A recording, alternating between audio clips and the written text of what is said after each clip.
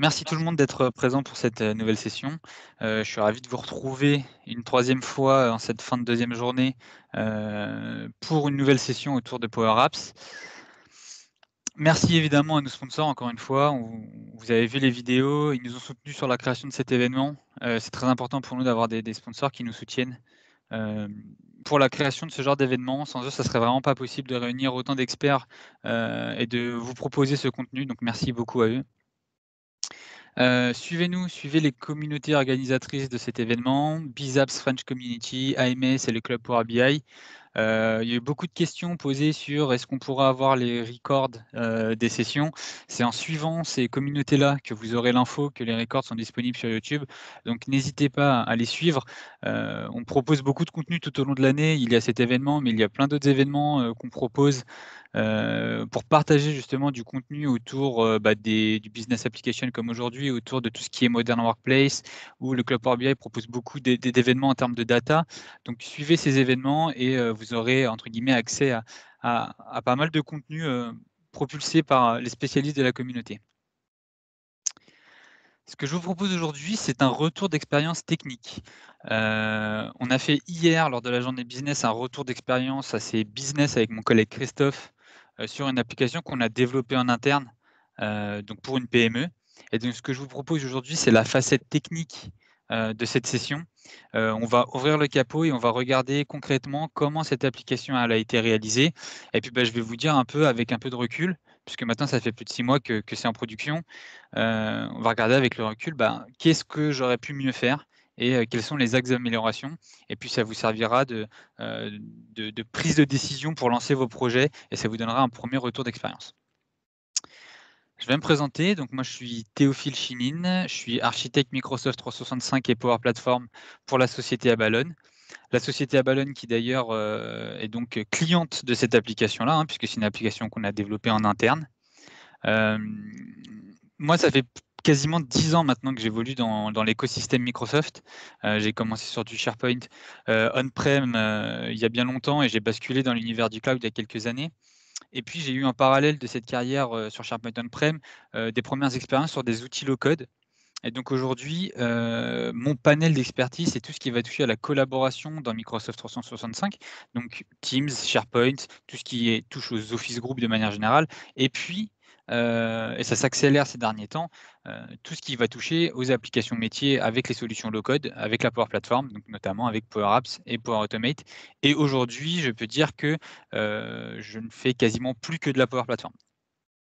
Je suis conférencier et organisateur pour des événements des organisations, des associations AMS et BizApps et vous pouvez me retrouver sur les réseaux sociaux où j'essaye d'y partager un peu de contenu, un peu de tips aussi et quelques retours d'expérience sur mon quotidien de consultant Office 365 et Power Platform. Alors, l'agenda, il va être très bref. Encore une fois, mon idée, c'est pas de vous assommer avec des slides. On est sur une journée technique. Pour moi, le but, ça va être de vous présenter les concepts. Donc, pour commencer, je vais vous faire une vue d'ensemble du projet CRA. CRA pour compte rendu d'activité. Pour les personnes qui n'étaient pas là hier, ça va vous donner un peu de contexte sur le sujet. Ensuite, on va parler de la première étape, pour moi, qui est une étape super importante dans la réalisation technique d'un projet Power Platform, c'est la qualification de la volumétrie et la compréhension du concept de délégation avec Power Apps. Donc on va rentrer un peu plus en détail là-dedans. Et enfin, on parlera donc du composant majeur de l'application qui est un calendrier cliquable. Et les calendriers ont toujours été un pain point dans Power Apps.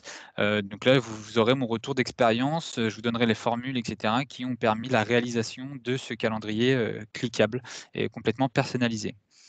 Mon idée, c'est là, vous avez quelques slides, et ensuite, on va tout de suite mettre les mains dans le cambouis, dans le designer Power Apps, et puis comme ça, je vous montrerai en live directement dans le designer, pas de vidéo préenregistrée. On va dedans, on soulève le capot et on voit ce qu'il y a. Alors, vue d'ensemble sur le projet CRA. CRA pour compte rendu d'activité, donc comme je le disais. Le projet CRA, donc les comptes rendus d'activité au sein d'une ESN comme Abalone, d'une petite ESN comme Abalone, ça vise à deux choses. La première, c'est d'un point de vue purement RH, c'est d'être capable de calculer la paye des employés. Parce qu'en fonction de vos jours de congé qui sont posés dans le mois, il y a un calcul à envoyer à votre service qui gère la paye. Et donc pour nous, le compte rendu d'activité, c'est en premier lieu savoir quel consultant a pris des congés ce mois-ci, de façon à pouvoir calculer sa paye. Et la deuxième facette, et c'est là entre guillemets la plus importante, c'est derrière la facturation, enclencher la facturation. Non seulement on sait quel jour vous avez travaillé donc pour la partie RH, mais en plus, le compte rendu d'activité nous permet de savoir pour qui vous avez travaillé, pour qui nos consultants ont travaillé. Et donc, ça va enclencher la facturation auprès de nos clients. Donc, on va pouvoir récupérer le nombre de jours qui sont faits par mois pour un certain client sur une certaine mission. On va pouvoir savoir à quel devis, à quel bon de commande ces jours sont imputés. Et on va pouvoir connaître notre solde de jours. Ça va nous permettre, d'un point de vue commercial, d'anticiper un petit peu les actions à mener prochainement autour de ce client-là.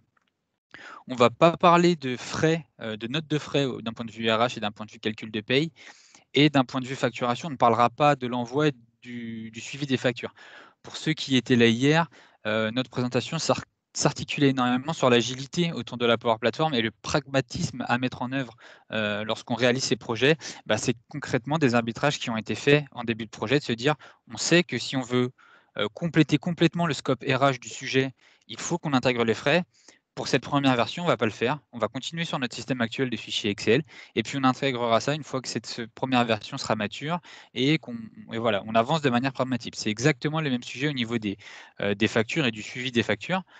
Aujourd'hui, on sait très bien qu'il faudrait aller au bout du process et potentiellement être capable d'envoyer de manière automatique des factures ou de récupérer des inputs de nos clients et partenaires au niveau des factures ou de suivre même le paiement des factures. Tout ça, ce n'est pas inclus dans ce projet-là. Aujourd'hui, on va vraiment se focaliser sur la saisie de l'activité des consultants, que ce soit au niveau prestation, au niveau congé, et puis le suivi également des devis et de la consommation de chacun des devis. Les fonctionnalités de ce projet, elles adressent 3 personas, 3 types, on va dire, d'utilisateurs dans mon application. La première et c'est la plus importante, c'est les consultants. Les consultants, par le passé, on va dire, ils devaient remplir un fichier Excel tous les mois avec une ligne par client et puis ils avaient tous leurs jours du mois et puis ils mettaient s'ils avaient consommé 1 ou 0,5 pour ce, client. Donc l'application, elle va leur permettre déjà d'avoir, une interface un peu plus sympa pour saisir leur activité. Donc pour vraiment dire, j'ai travaillé tel jour sur tel client. Pour saisir leur congé, en fonction de type de congé. Et puis le but aussi pour les consultants, comme on a une saisie mensuelle, c'est de leur rappeler: «Ah attention, tu n'as pas soumis ton CRA ce mois-ci, pense à le faire». D'ailleurs, on est le 20, il faut absolument qu'à la fin de cette journée, je l'envoie parce que le Flowbot me renvoie des rappels pour me dire que j'ai pas saisi mes CRA, donc il faudra que je le fasse à la fin de la journée. Et puis enfin, pour les consultants, ce qui se passe, c'est que, à la fin de chaque mois, on génère un PDF, pour chacun des clients sur lesquels on a travaillé ce mois-ci, pour lui donner en signature et lui remettre le compte rendu d'activité pour lui dire: Aujourd'hui, ce mois-ci, j'ai facturé, tant de jours, sur tel devis» et donc ça permet un suivi de la consommation. Donc ça, c'est la fenêtre consultant, on va dire, sur l'application CRA. L'autre point le plus important aussi, je dirais, c'est la partie administration. Donc nous avons une responsable administrative qui, par le passé, devait récupérer tous les fichiers Excel, tous les consolider, vérifier qu'il n'y a pas d'erreur de saisie et c'était vraiment un casse-tête pour elle. Aujourd'hui, ce qu'elle a à faire dans l'application CRA et en fait, c'est dans une application de back office, c'est pas vraiment dans l'application CRA elle-même, c'est de saisir les nouvelles missions entrantes avec, par exemple, le numéro de devis, le nom du client, le nombre de jours, sur lesquels le client a signé et ou éventuellement une date de début, une date de fin, si c'est des contrats qui sont plutôt dans la durée. L'application lui permet également de suivre les statuts de manière mensuelle, de savoir qui a soumis, qui n'a pas soumis, pour éventuellement, en plus du Flowbot, faire des rappels et surtout débloquer, certains consultants, lorsqu'ils ont déjà soumis, ça va leur bloquer le CRA, elle va pouvoir les débloquer. Elle va pouvoir aussi s'impersonnifier, c'est-à-dire remplir le CRA, à la place d'un consultant qui serait, par exemple, malade ou en congé et donc elle va pouvoir le faire à sa place, donc personnifier, pardon. Et enfin, le dernier personnage, c'est la direction. La direction, ça lui permet, donc l'application CRA qui vient centraliser l'ensemble de l'activité des consultants de la société, ça permet à la direction d'avoir des rapports. Donc derrière, on a branché, du Power BI. Je ne vais pas vous le montrer aujourd'hui parce que déjà, c'est pas ma spécialité et en plus, je pense que ça serait assez long, de discuter sur ça. Mais ça permet à ma direction d'avoir un rapport et de la voir sous différentes coutures. La couture du consultant, savoir un consultant, quelle est son activité sur une période donnée. D'un point de vue client, parce qu'on peut avoir plusieurs consultants qui interagissent avec le même client, donc ça permet de savoir par exemple quel est le chiffre d'affaires sur un client, ou éventuellement aussi via des partenaires, parce qu'on intervient également via des partenaires, donc ça nous permet un peu de quantifier et de prendre de la hauteur sur l'ensemble de ces données. Donc ça, c'est le point de vue direction. Et pour tous ces personas-là, ce qui est super intéressant, c'est de pouvoir suivre le solde d'une mission. De pouvoir dire, j'avais 20 jours sur ma mission, attention, j'en ai 18 là, je suis loin d'avoir terminé mon boulot. Est-ce qu'il ne va pas falloir voir avec le client comment est-ce qu'on fait, de manière à ne pas se retrouver la veille à pu avoir 2 jours sur la mission. Ça nous permet d'anticiper. En amont de ce projet, il y a eu un travail de spécification, on en a parlé hier, je vous remontre juste quelques slides ici. Donc, c'est mon collègue Christophe qui a rassemblé ma direction et la partie administrative d'Abalone pour essayer de spécifier un peu le devis. Ça a été fait relativement simplement dans un PowerPoint, et là où Christophe est assez fort, c'est qu'il anticipe déjà sur l'étape d'après qui est la réalisation technique, et en fait, il m'a fourni d'entrée quasiment en une sorte de schéma de base de données, et ça me permettait assez vite en fait de voir les différentes tables que j'allais mettre en place dans mon application. Il a aussi imaginé l'ergonomie principale de l'application. Et là, vous le voyez en haut à droite, vous avez le calendrier interactif qui permet la saisie aux collaborateurs à Ballon. Donc tout ça, c'est quelque chose qui a été imaginé en amont par Christophe. Il ne parlait pas d'outils à l'époque, hein, on ne savait pas si c'était Power Platform ou autre chose. Christophe, il s'est simplement posé, sans parler d'outils. Mon usage, c'est ça, la meilleure ergonomie pour le faire, je pense que c'est ça. Et est apparu ce slide, on va dire, sans parler même d'outils. En bas à gauche, vous avez la partie suivi des statuts, et en bas à droite, vous avez la partie export CRA en PDF. Donc ça, c'est toute l'ergonomie imaginée par Christophe. Et moi, quand je suis arrivé sur le sujet, on m'a fourni ça, et je me suis dit, ouh là là, un calendrier cliquable dans Power Apps, bon, il va falloir que, il va falloir que je poque 2-3 trucs parce que ça me paraît un peu compliqué. L'autre point, c'est l'environnement technique. L'environnement technique dans lequel nous, on évolue chez Abalone. Nous sommes sur des licences Office 365 E3, bon, avec un peu de MS, mais ça, c'est un autre sujet. Donc, nous sommes sur des plans Power Apps et Power Automate for Office 365, c'est-à-dire que nous avons des licences standards Office 365. Ça veut dire que on n'utilisera pas de Common Data Service / Dataverse, comme on dit maintenant, pour notre application. Tout va devoir être stocké dans SharePoint, qui est la seule source de données viable pour les applications métiers dans un écosystème pur Office 365 standard, sans licence premium. À l'époque, Dataverse n'existait pas, donc on ne s'est même pas posé la question. Aujourd'hui, peut-être qu'on se challengerait, mais bon, voilà, on est sur un niveau de maturité assez élevé maintenant avec SharePoint en source de données, donc on attendrait peut-être un peu pour le faire dans Dataverse. L'autre point, c'est qu'effectivement, nous avons certaines licences premium puisqu'on utilise Dynamics pour certains processus commerciaux. Donc, on a 5 licences Dynamics sur notre environnement. Mais on voit sur ce slide que ce sera SharePoint, notre source de données pour toute cette application qui est aujourd'hui en production. Rentrons dans le vif du sujet. Le vif du sujet, la volumétrie. Première chose, je le disais en introduction, être capable d'estimer un peu la volumétrie de ces applications. Donc moi, c'est quelque chose que je pose comme question très très vite quand on aborde un sujet Power Apps. D'accord, combien de lignes dans vos tables? Là, en imaginant la base de données, on voit assez vite qu'on va avoir une table compte rendu d'activité qui va venir stocker l'ensemble des saisies journalières des personnes. Chez Abalone, on a 20 consultants. 15 sont monomission, c'est-à-dire qu'ils vont avoir une mission sur tout le mois. Donc, globalement, ils vont saisir une journée tous les jours du mois. Donc, voilà, il n'y a pas vraiment de différenciation. Et à peu près 5 consultants, voire un peu plus, sont multi-missions, c'est-à-dire qu'ils vont venir ils vont venir poser des jours, une journée sur tel client, une journée sur tel client, 0,5 jours sur tel client. On s'est fixé aussi le fait qu'on n'intervenait pas en dessous de la demi-journée, donc ça, c'est quelque chose qui nous a beaucoup aidé, hein. C'est un modèle là aujourd'hui qui ne s'applique pas sur des interventions à l'heure, par exemple. Nous, on est vraiment sur soit une journée, soit une demi-journée. Et donc, il a fallu considérer ces consultants multimissions. Combien de missions actives à peu près en même temps chez Abalone? À peu près une 50aine de missions actives en cours sur lesquelles les consultants consomment des jours. Bon, évidemment, il y a beaucoup plus de missions que ça, mais bon, une fois qu'un devis est entièrement consommé, on considère que c'est une mission inactive. Donc, on a à peu près 50 missions actives en même temps. Si je mets tout ça un petit peu en musique, la saisie des CRA, on a une moyenne à un peu moins de 22 jours par mois. on a à peu près, mes 5 consultants multimissions, ils vont à peu près, faire 5 à 6 saisies à la demi-journée dans le mois, ce qui nous sort un chiffre de 465 saisies mensuelles et à une projection à quasiment 5 600 saisies par an. C'est un chiffre important. 5 600 dans une liste SharePoint, voilà, c'est quand même 5 600 éléments de liste par an qui vont entrer dans ma liste SharePoint.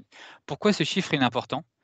Parce qu'il va falloir tout de suite considérer ce que c'est que la délégation d'un Power Apps. Dans quelle mesure mes applications vont être capables d'interagir avec une source de données qui a plus de 500 à 2000 éléments, et vous allez comprendre pourquoi ce chiffre est un chiffre clé.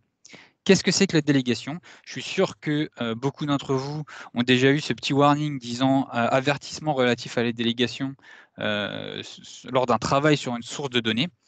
Alors ça, c'est ma définition de la délégation. C'est la capacité d'une source de données à comprendre et exécuter elle-même une requête Power Apps permettant d'opérer sur des milliers de lignes.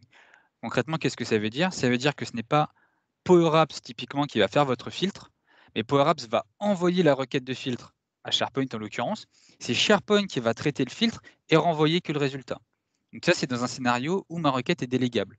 Dans un scénario où ma requête n'est pas délégable, et ça arrive dans certains cas avec un filtre, je vais envoyer ma requête à SharePoint. SharePoint va dire: «Oula, je ne comprends pas ta requête.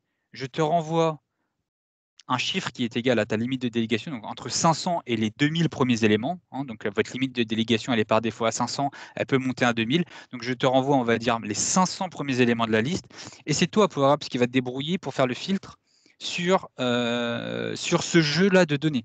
Vous voyez le danger quand on a 5600 éléments dans une liste. S'il me renvoie que les 500 et je fais mon filtre que sur les 500, j'ai un résultat qui est incomplet. Donc c'est pour ça que la délégation, c'est un concept qu'il est impératif de comprendre quand on se lance dans un projet Power Apps, et qu'il est impératif d'estimer en amont pour pouvoir construire une source de données qui fonctionne bien avec ce mécanisme. On n'essaye pas d'éviter la délégation, parce que la délégation garantit des performances. C'est toute la puissance de SharePoint qui va aller faire ces filtres et vous renvoyer le résultat. Ce sera hyper performant par rapport à si vous renvoyez vos 6000 lignes côté Power Apps, ce qui d'ailleurs n'est pas possible, 2000 lignes maximum, et ensuite que ce soit Power Apps qui fasse la mécanique. Non, on cherche à travailler de concert avec la délégation et de rendre notre application le plus délégable possible. Concrètement, qu'est-ce que ça signifie dans SharePoint? Je vous ai fait un petit tableau qui est voilà, qui vaut ce qu'il vaut, hein, qui est assez simple, sur des fonctionnalités de base qu'on va utiliser côté calendrier, enfin qu'on va utiliser dans l'application CRA. Sur les filtres et les lookups, en fonction du type de colonne et de l'opérateur utilisé, vous allez avoir des requêtes qui sont délégables ou pas. Donc texte, nombre et date, c'est complètement délégable. Vous pouvez faire des égales, des supérieurs à, inférieurs à au niveau des dates et des nombres. C'est complètement délégable. SharePoint saura tout interpréter, vous renverra le résultat, et c'est parfait, ça va me permettre de faire ça sur des milliers de lignes. Au niveau des nombres, c'est bien délégable, effectivement, sauf sur la colonne ID, où la colonne ID ne supporte que l'opérateur égal pour être délégable. L'autre point important, quand on fait des applications avec SharePoint, c'est qu'on a tendance à utiliser des colonnes lookup, des colonnes de recherche, pour faire des liaisons entre nos tables. Cette colonne lookup, elle est que partiellement délégable, c'est-à-dire que vous ne pourrez pas faire d'opération sur l'ID de la colonne lookup. D'accord, l'ID qui est vraiment l'opération unique, enfin la valeur unique de l'élément sur lequel vous avez fait votre lookup, vous ne pourrez pas faire de lookup délégable comme ça. Vous êtes obligé de le faire sur la value, donc sur la colonne que vous remontez dans votre lookup. Et ça, c'est hyper important dès l'instant où on joint les tables les unes avec les autres. Au niveau des colonnes de type personne, créées par, modifiées par, etc., seule la colonne email est délégable, mais ça nous arrange bien parce que si votre tenant est globalement bien configuré, votre email est égal à votre UPN, et dans ces cas-là, on va pouvoir comparer les personnes comme ça. Attention aux multi-sélections. Si vous avez des choix avec plusieurs choix sélectionnables, des personnes ou des lookups dans ce cas-là, ce n'est pas délégable. C'est-à-dire que vous ne pourrez rien faire là-dedans. Vous ne pouvez pas faire de in pour regarder si une valeur a bien été sélectionnée. C'est à prescrire, c'est à bannir pardon, sur des applications d'envergure avec plus de 500 à 2000 lignes. Le sort est délégable, c'est-à-dire que vous allez pouvoir trier vos données d'une certaine façon et SharePoint vous retournera les données déjà bien triées. Tout ce qui est collection, ce n'est pas délégable. Une collection, de base, ne peut contenir que 500 à 2000 éléments, sauf si vous mettez une mécanique pour recollecter derrière, mais ça, c'est pas le propos. Donc c'est-à-dire que quand vous faites un clear collect source de données, effectivement, vous n'avez plus l'avertissement délégation sur votre collection. Tout simplement parce que le concept de délégation au niveau d'une collection, ça n'existe pas. Ça n'existe pas puisque c'est des données qui sont locales à votre application. La délégation, c'est par rapport à une source de données. Donc si vous mettez vos données en local, bah, vous remontez que votre limite de délégation et vous avez des résultats complets sans même avoir un avertissement. Les colonnes les formules de type agrégat, type somme ou comptage de lignes, count rows, ne sont pas délégables non plus, et ça, il va falloir faire très attention au niveau de l'application. Effectivement, le Common Data Service est une vraie base de données relationnelle, donc pour tout ce qui est colonne lookup, bah, ça vous permettrait d'avoir plus de capacité de délégation avec le Common Data Service. Et le Common Data Service est la source de données qui donne le plus de possibilités en termes de délégation, mais c'est aussi une source de données qui est premium, et donc il va falloir essayer d'estimer par rapport au coût et par rapport à la nécessité d'avoir le Common Data Service, enfin le Common Data Service, Dataverse, pardon, je m'excuse d'avance pour les puristes. Donc il va falloir un peu estimer le coût. Vous avez ici un screenshot du modèle de données qui est mis en place pour l'application CRA. Il n'est pas complet, hein, vous avez que certaines que certaines tables, pardon. On va retrouver une table société auxquelles sont attachées des missions. Et vous voyez que la jonction entre les deux, ce n'est pas une colonne lookup, mais bien une colonne texte avec un GUID. En fait, la table account est peuplée par notre CRM. Donc, on utilise l'ID du client pour pouvoir lier les missions aux sociétés. Ensuite, nous avons une autre table, les missions élémentaires FR. Pourquoi? Parce que sur une même mission, on peut avoir deux consultants avec deux profils différents qui vont intervenir à deux tarifs différents. Et ça, c'est important parce qu'il ne faut pas que le consultant, typiquement junior, impute sur la ligne du consultant senior et vice-versa. Donc, on a une jonction entre les deux. Et là, j'ai fait un lookup. J'ai fait un lookup, mais c'était malencontreux de ma part. C'est le premier retour d'expérience. Pourquoi? Parce que le titre de ma mission n'est pas unique. J'ai des missions accompagnement Office 365. J'en ai une pelletée. Donc, quand je vais vouloir faire mon filtre côté Power Apps sur filtre-moi les éléments tarifaires qui sont liés à la mission Intel, je ne vais pas pouvoir utiliser le titre. Pourquoi? Parce que le titre n'est pas unique. Et à partir de là, c'est danger. À partir de là, c'est danger. Je suis obligé de faire un filtre sur l'ID du coup pour avoir quelque chose d'unique. Et comme c'est pas délégable, je me heurte à un problème. Aujourd'hui, c'est un problème qui nous n'est pas trop dérangeant en termes de volumétrie parce qu'on ne dépasse pas la limite de délégation, mais c'est un problème qui pourrait être dérangeant au-delà. Donc attention avec le lookup et ma recommandation, c'est utiliser vos lookups sur des colonnes où vous avez forcé le fait qu'elles soient uniques dans votre table mère. Dès l'instant où vous forcez que ça ce soit unique, vous pouvez faire tous vos filtres sur cette colonne-là, ça ne pose aucun problème, elle est unique, donc pas de souci, utilisez les lookups. Enfin, nous avons la table CRA, nous avons du coup la table CRA qui va vraiment stocker tous les éléments, hein. On voit ici, je vous ai mis une image à l'instant, je sais pas, il y a 2 jours de l'application. J'ai quasiment 4000 éléments dans ma table CRA ici. Et en fait, comment est-ce que le CRA est saisi sur l'élément tarifaire? Je savais très bien qu'on exploserait la limite de délégation. Du coup, j'ai fait simplement une colonne nombre qui me stocke l'ID de l'élément tarifaire. À partir de là, tout est délégable. Le seul inconvénient, c'est que si je vais purement dans SharePoint, dans la liste CRA, c'est incompréhensible parce que j'ai juste une colonne nombre qui dit sur quel élément tarifaire je l'ai imputé. Et les colonnes nombres, je ne suis pas capable de l'interpréter moi-même parce que c'est juste un nombre et je n'ai pas de contexte comme le nom de la mission ou des choses comme ça. Ensuite, j'ai une table avec les monthly reports, c'est-à-dire que chaque consultant a tous les mois une ligne avec un statut, et quand il soumet son CRA, ça change de statut dans cette table-là. Et j'ai une table de jours fériés pour pas qu'on ait à saisir sur les jours fériés. Les enseignements globaux au niveau source de données. Pour tout ce qui est date, attention, moi j'ai utilisé typiquement 3 colonnes, jour, mois, année. Ça me permet de faire des filtres super facilement de manière délégable puisque c'est des nombres. Et comme je ne gère pas d'heures, en fait, ça me va très bien comme modèle. Donc ça, c'est un premier conseil que je vais vous donner si vous avez à faire des filtres au mois ou à l'année. Utilisez 3 colonnes différentes. Ce sera mieux que des colonnes dates qui sont parfois un peu capricieuses. Deuxième chose, le lookup, je vous en parlais. La colonne principale de votre lookup doit être unique. Si vous voulez que ce soit utilisable dans un scénario délégable dans Power Apps, c'est hyper important. Sinon, utilisez une colonne nombre pour stocker l'ID. Les multiselects sont à bannir, on en a parlé.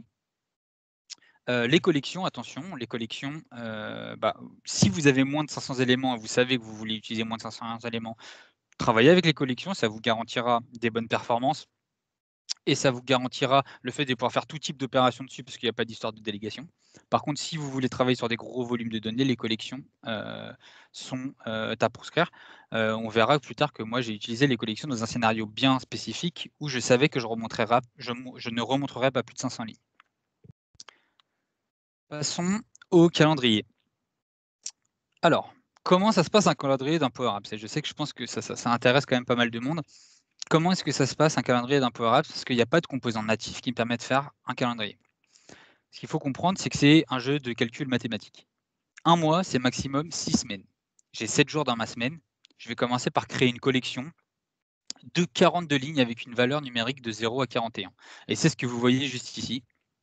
Donc là, j'ai tout mis dans une galerie. J'ai tout simplement une galerie qui affiche ma collection avec mes 42 lignes. Comment est-ce que je fais mes 42 lignes chiffrées de 0 à 41? Je fais une séquence 42,0. Ça veut dire crée-moi un tableau qui vaut de 0 à 41. Ensuite, j'ai besoin de 2 variables. La première, c'est le premier jour du mois. Donc on est au mois de novembre. Donc la première, ce serait le 1er novembre. Et la deuxième, c'est le premier jour de la vue, c'est-à-dire dans mon calendrier. Et si je considère mes 6 semaines globales, quel est le premier jour de ma vue? Et si je ne dis pas de bêtises, sur un démarrage, sur une semaine qui démarre le lundi, là, on est au 26 octobre. Et donc là, vous voyez que ce qu'on va faire derrière, c'est qu'on va venir ajouter la valeur de la ligne dans ma collection à cette date de début de vue. Donc là, j'ai ma date de début de vue que j'ai calculée grâce à cette formule ici, first day in view. C'est donc le 26 octobre. J'ajoute 0. Premier jour de vue, c'est 26 octobre. Deuxième jour de vue, c'est le 27, 28, etc. Et là, on voit qu'on commence à rentrer au mois de novembre à partir du 6e jour, à partir de la 6e ligne. Donc là, je me retrouve avec une collection avec une colonne dedans qui va me stocker tous les jours du 26 octobre au je ne sais plus combien décembre, parce que je ne suis pas sûr que le mois de novembre se termine sur un dimanche. L'étape d'après, c'est d'utiliser le wrap count. Le wrap count, vous savez, c'est pour prendre votre galerie qui est horizontale et puis la diviser en plusieurs colonnes. Et si je mets un wrap count égale 7, je me retrouve avec ce type de tableau où effectivement, j'ai mes 42 éléments. Le premier qui est le 26 octobre, le dernier qui est le 6 décembre. Et là, on commence à avoir une ébauche de calendrier. Le point d'après, c'est peut-être de masquer les éléments qui ne sont pas du mois en cours. Et pour les masquer, ce que je vais faire, c'est qu'en fait, dans chacune des éléments, dans chacune des cases, dans chacun des items de ma galerie, dans chacun des templates de ma galerie, je vais aller positionner un container et je vais jouer sur la visibilité de ce container. Et donc là, je vais faire si le mois de cet élément, donc ici c'est novembre, novembre, novembre, donc avant j'avais des mois de octobre et après j'ai des mois de décembre, est égal au mois de la date que j'ai sélectionnée. Donc moi, ma date sélectionnée, c'était la date d'aujourd'hui, donc le 20. Donc là, novembre égale novembre. Pour tout cela, ça affiche le container. Par contre, pour tous les autres éléments, ça n'affiche pas mon container. Et là, en plus, j'ai fait un filtre. Alors, on ne le voit pas ici, mais j'ai fait un filtre sur je ne veux pas que ma galerie affiche les éléments qui ont un jour de la semaine égal à samedi ou à dimanche. Et ça, je vais vous montrer dans l'application comment c'est fait. Ce que ça donne côté application CRA, donc là, vous avez un prémisse du calendrier. Ce que je vous propose, c'est de basculer dedans directement.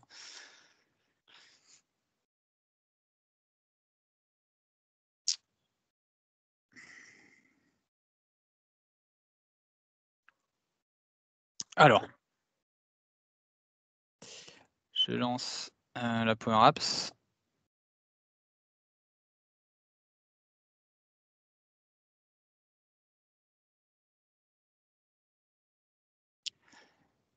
Donc là, j'ai mon CRA qui s'ouvre. Et donc là, je vais zoomer un petit peu. Et donc là, comment est-ce que j'ai fait pour masquer les samedis et les dimanches? J'ai filtré ma collection Call Calendar que je vous ai montré tout à l'heure pour que le weekdays de CalDate, qui est ma colonne date avec un début de semaine commençant un lundi, soit différent de 6 et différent de 7. Ça me masque les samedis et les dimanches. Sur mon App on Start, j'ai effectivement... Alors, ce sera pas... Voilà, si sur mon App on Start, j'ai effectivement la récupération des First Day in View et First Day of Month. Et sur mon écran invisible, je crois que j'ai tout remis là, mais vous retrouvez la création de la collection et vous retrouvez l'ensemble des formules que je vous ai montrées juste avant, avec certaines en plus ici, pour l'application CRA. Et qu'est-ce qui se passe lorsque je clique sur ce bouton-là? Ce qui va se passer, c'est que je vais ajouter +1 à ma date, à ma current date, et je vais recalculer ma collection. Donc je clique dessus, ça recalcule ma collection et automatiquement mon calendrier, il se réajuste avec la date que j'ai sélectionnée, donc le mois d'après. Donc j'ai juste fait +1 mois et puis ça va basculer de l'autre côté.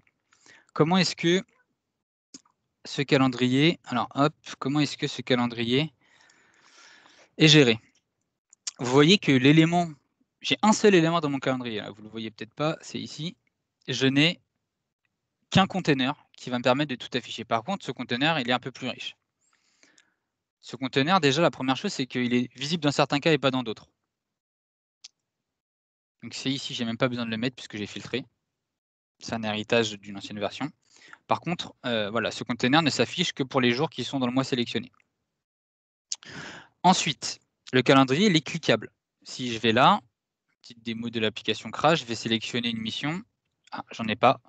Parfait, ça me donne l'occasion de vous montrer l'impersonnification. Je vais me connecter en tant que Christophe parce que comme il a fait la démo hier, je lui avais mis des missions. Et le calendrier, d'ailleurs il a soumis son CRA sur le mois de novembre, je vais lui déverrouiller. Donc là, vous avez la gestion des statuts. Donc là, un clic sur le bouton, c'est simplement un patch dans la liste consultant Monthly Report pour déverrouiller le CRA, de façon à ce que quand je revienne sur le CRA, il voit que le CRA est déverrouillé et j'ai la capacité de l'éditer. Ensuite, là, c'est intéressant, mon CRA, il est rempli.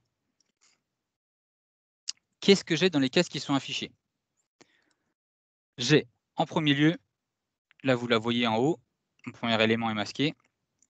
J'ai tout simplement le jour qui est affiché. Bon, là, ici, le jour, ici, il vaut égal à 26, c'est le 26 octobre.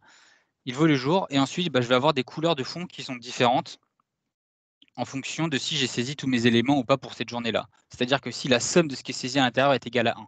Là, vous allez voir que si je prends la demi-journée ici et que je l'enlève, ma case repasse en orange. Pourquoi? Parce que la somme de ce qui est dedans, c'est pas égal à 1, c'est juste égal à 0,5. Pour afficher mes éléments dans la case de mon calendrier, j'ai utilisé une galerie. Pourquoi une galerie? Parce que je peux en avoir plusieurs. Je vous l'ai montré là. Je peux en avoir 2. Et j'ai du coup une galerie à l'intérieur de mon élément de galerie qui va afficher soit 1, soit 2, soit 3, soit 4 éléments si on facture plus. Et qu'est-ce qu'il y a dans cette galerie? Dans cette galerie, je vais filtrer ma collection avec tous mes CRA à moi de ce mois-ci et je vais récupérer uniquement les CRA dont le jour est égal au jour de l'élément, donc du jour du calendrier. Et en réalité, le mois, je n'ai pas besoin de le faire parce que c'est déjà filtré par mois. Et donc là, du coup, pour cet élément-là, il a récupéré juste un élément qui est, tu as facturé sur le client Dupont pour un nombre de jours qui est égal à 1 et pas à 0,5. Ensuite, tu as la mission, etc. Pour supprimer l'élément, j'ai du coup un icône remove qui est ici sur le côté. Et si je clique dessus, sur le onSelect concrètement, ça va me remove l'item de ma collection. Donc là, je clique dessus, hop, ça l'enlève de ma collection. Du coup, ici, quand il essaie de faire son filtre, il ne retrouve plus rien, il ne m'affiche rien. Et la couleur de ce qui est au-dessus, si là je vais dans Fil,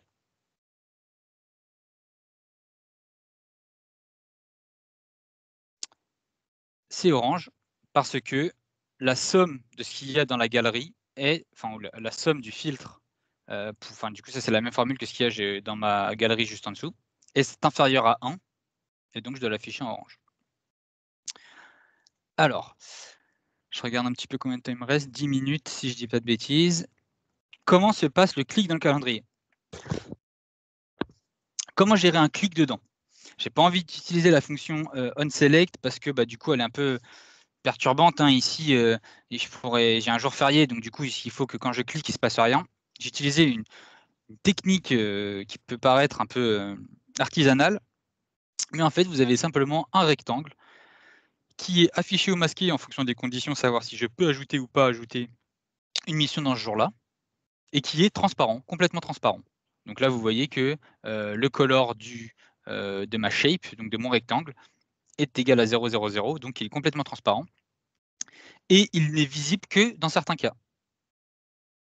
Donc oui, il y a beaucoup d'héritage encore il y a encore beaucoup d'héritage des fonctions d'avant, mais vous voyez qu'il n'est visible par exemple que si on est bien sur un jour du mois. Il n'est visible que si je suis sur un jour, enfin, je suis sur, comment dire, une saisie de congé ou pas. Donc ça, c'est le petit toggle, hop, qui est ici. Et en fait, quand je vais cliquer dedans, je vais venir collecter un élément dans ma collection locale qui correspond à mes CRA localement. Donc, ce que je ne vous ai pas montré, c'est que au chargement de l'écran, à chaque fois que je change de mois, donc dès que j'arrive sur l'écran, je le fais, je vais venir récupérer ma collection des CRA du mois. C'est-à-dire que je vais créer une collection qui s'appelle Dismonds CRA et je vais filtrer la table CRA qui aujourd'hui a quasiment 4000 éléments. Et c'est là que c'est important d'avoir quelque chose qui est délégable, parce que si ce filtre-là il n'est pas délégable, et bah, ma collection de CRA à moi, elle sera incomplète. Et donc là, c'est pour ça que j'ai utilisé des colonnes de type num pour stocker l'année. Donc là, parfait, je vais pouvoir remonter tous les éléments qui sont dans l'année, par exemple 2020. Je suis sur le mode novembre, donc je vais pouvoir remonter tous les éléments qui ont pour valeur dans la colonne CRA date month égale à 11. Et je vais pouvoir remonter tous les éléments qui, dans la consultant CRA email, CRA consultant pardon, dans la propriété email, parce que c'est une colonne de type personne, est égale à l'utilisateur qui est sélectionné ici, qui est stocké dans la variable CRA user. Donc ça me permet de créer une collection. Là, si je vous la montre, la collection, hein,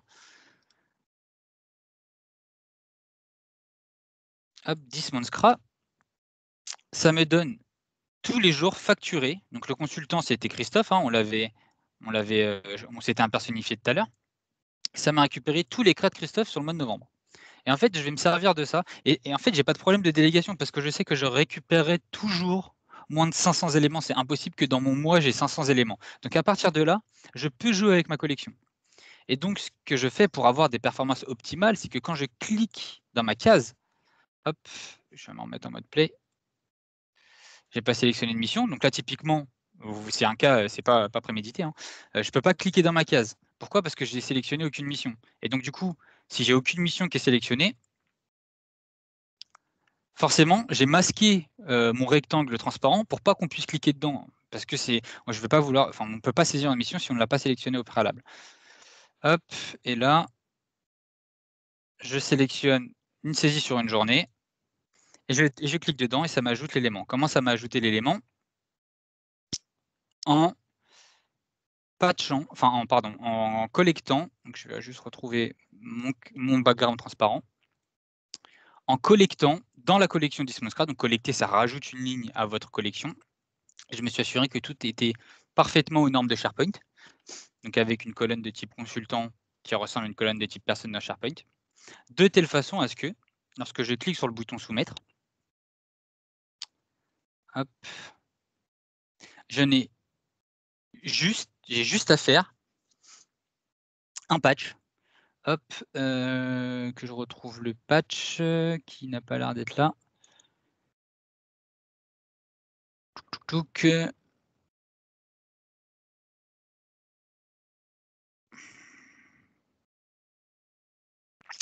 je retrouve pas mon patch, je sais pas pourquoi.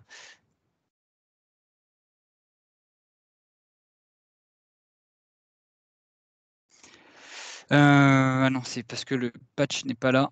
Le patch, il est dès qu'on sauvegarde ici. Donc dès qu'on sauvegarde ici, je fais juste un patch CRA avec les colonnes qui est dans Dismount CRA et ça vient automatiquement. Le patch, il est fantastique parce qu'il va vous permettre de créer les éléments qui n'ont pas d'ID, de modifier les éléments qui ont des ID. Et puis après, la suppression, il faut la gérer manuellement. Donc dès que je clique sur une croix, ça m'ajoute une collection qui s'appelle CRA to remove. Et puis ensuite, dès que je clique sur enregistrer, ça me remove tous mes CRA. Voilà pour ce calendrier de CRA. c'était un petit peu décousu, mais il y a quand même beaucoup de choses à dire sur l'application. Ce que je vais faire, c'est que je vais peut-être m'arrêter là et vous laisser poser vos questions. Comme ça, on va répondre sur des cas bien spécifiques. Est-ce que déjà vous en avez? Et si oui, je vais les Alors, récupérer. oui, tu as quelques questions. Une première qui te demande est-ce que sur un composant qu'on pourrait trouver quelque part et l'importer pour le travailler et l'incorporer à des projets? Est-ce que c'est possible de faire ça? Alors, de faire un calendrier en mode composant, c'est ça? Comme les composants de Redcap? De Je ce que pense je que c'est. comprends, ouais, ça serait ça. Alors, oui, ça serait faisable. Dans mon cas, j'ai pas eu envie de le faire. Pourquoi? Parce que vous l'avez vu, j'ai trop d'interactions avec mes sources de données. C'est le composant principal de mon application et j'ai pas besoin de le réutiliser. En fait, j'ai jamais besoin de le réutiliser. Donc, concrètement, j'ai pas voulu faire de composants. En revanche, si vous avez des plus petits calendriers à faire, dans votre, pour certaines applications, des petits calendriers réutilisables, hein, comme c'est le cas, typiquement si vous voulez mettre juste des points de réunion ou des choses comme ça. Vous pouvez complètement créer, un composant calendrier et en fait, en combinant cette session, j'espère, avec la session de Manu qui était juste avant, je pense que, vous pourriez le faire sans trop de soucis. C'est juste votre collection à passer, à votre calendrier, hein, puisque vous pouvez passer des collections à votre composant, pardon, en point d'entrée. Vous passez votre collection qui dit, dans quel mois vous voulez afficher et ensuite dans votre, comment dire? Dans votre, composant, vous affichez simplement une galerie, et après vous pouvez jouer. Est-ce que vous comme un peu comme dans Outlook, est-ce que vous voulez afficher une semaine complète, simplement une semaine de travail? Et après vous pouvez simplement jouer avec ces données-là, donc oui, ça serait faisable. OK, j'ai une autre question qui demande, alors un petit peu sur le ton de l'humour, combien de temps pour implémenter l'apps? Combien de nuits blanches? Bon, les nuits blanches, on sait qu'il y en a pour développer une application pareille, mais concrètement, combien de temps après pour implémenter l'application, quoi? Alors en partant de zéro, je dirais entre 25 et 30 jours. Au tout début, il a quand même fallu poker, la solution du calendrier. Je vous avoue que quand j'ai eu ça, je me suis pas tout de suite dit: «Bon, ça va être hyper simple». Donc il a fallu d'abord faire un petit proof of concept, pour valider le fait qu'on est bien capable d'avoir un calendrier cliquable. Donc je dirais entre 25 et 30 jours. Après on a quand même fait pas mal d'allers-retours avec le métier, hein. Je crois que Patrick est là, donc c'était c'était lui directement mon métier. On a fait quelques on a fait quelques allers-retours en disant: «Bon ça, faudrait le rendre possible». Typiquement au début, moi ce que j'avais fait, c'est que j'avais bloqué la possibilité de saisir sur une mission sur laquelle il y a plus de jours. Parce que je me dis: «Bah non, il y a plus de jours, tu peux pas saisir dessus». Sauf qu'en faisant ça, ça bloque le processus, vraiment métier de saisie et on se dit: «Bah plutôt on va sensibiliser les utilisateurs à ne pas le faire, mais on va leur laisser la possibilité de le faire, techniquement dans l'application». Donc ça a été des retours qu'on a fait entre nous et qui ont consommé un peu de temps donc voilà, je dirais entre 25 et 30 jours. Ce qui est important de noter, c'est que derrière vous avez tout un tas de flows qui tournent aussi, hein, de rappels. Vous avez, donc juste pour rester un peu dans l'univers technique, hein, des flows de rappel, comment ça marche? C'est des flows qui tournent à fréquence régulière, typiquement une fois par jour et qui regardent s'il y a quelque chose à rappeler aujourd'hui. Donc nous, on a des flows qui tournent comme ça pour dire: «Est-ce qu'on est le 18 du mois? Oui, on est le 18. Quels sont les consultants qui n'ont pas encore soumis leur CRA? C'est Théophile. Théophile, je lui envoie un rappel». Et puis je fais pareil le 19 et je fais pareil le 20. Donc là, j'en ai reçu une aujourd'hui, hein, qui me dit: «Bah, tu pas rempli ton CRA, on est le 20, c'est ton dernier jour».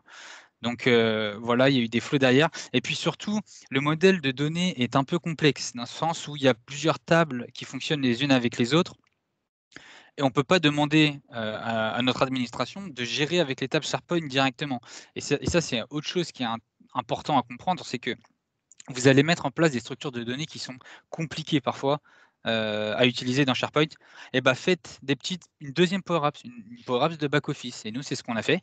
On a créé une deuxième Power Apps. Le visuel est moins travaillé, on a passé moins de temps dessus, il y a peut-être un peu plus de bugs, mais on n'avait qu'1 ou 2 personnes à former pour l'utilisation de cette application-là et c'est une application qui nous permet de renseigner notre, c'est une application qui nous permet de renseigner le back office en termes de mission, d'éléments tarifaires, de donner la possibilité à un consultant de saisir sur telle ou telle mission.